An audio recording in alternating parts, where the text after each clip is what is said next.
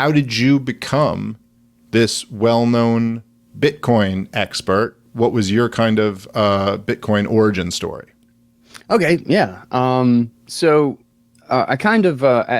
actually started in film school, and so I had always been like really big into media, but I was always like really the tech side of it was the thing that I loved.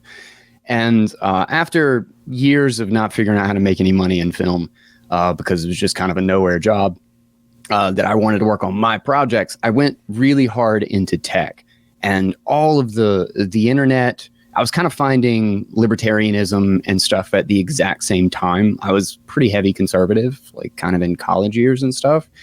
And then I kind of had these huge shifts where suddenly I could not believe how much I had, like some of my statements on like, the Iraq war and stuff. Like I just started finding these things, and I was just ungodly, like embarrassed at like my stance on just killing innocent people in a country, 5,000 miles away that I didn't know anything. I just genuinely didn't know the first damn thing about. And so like while I'm kind of going down this rabbit hole and having my whole world kind of shook up really, and my brother is Agris View. He was doing economics in college. And we were living together. So he would come home and we would kind of debate about what he was learning. And because it didn't make a whole lot of sense.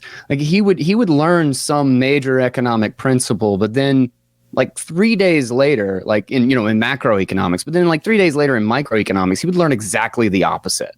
And it'd be like, just because you made it bigger doesn't mean it's, the law doesn't change. Like gravity isn't like different when you drop a glass versus when you drop a plane. Like it's the same principle.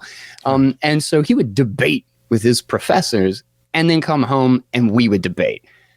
And lo and behold, 2 years of this, we find Austrian economics because the Keynesian story just made no sense to us.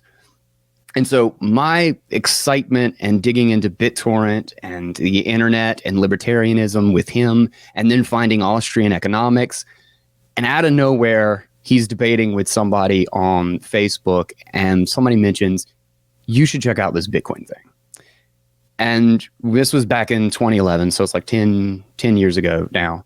And we were just like straight down the rabbit hole. Like it's the codification of Austrian economics into a program running in a BitTorrent distributed fashion. So it can't be shut down in the same way that, like the copyright giants couldn't shut down file sharing. This is a money that can't be shut down on the internet, that is native to the internet, that has no jurisdictions, that has no borders, that even if a judge says, or some jackass president writes on some piece of paper and signs it, says, you don't own this Bitcoin. It's like, fuck you. Yeah, I do.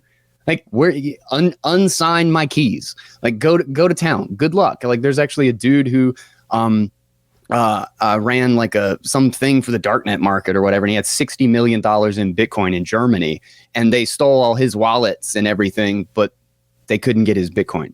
He went to prison, served his time, and exited with $60 million.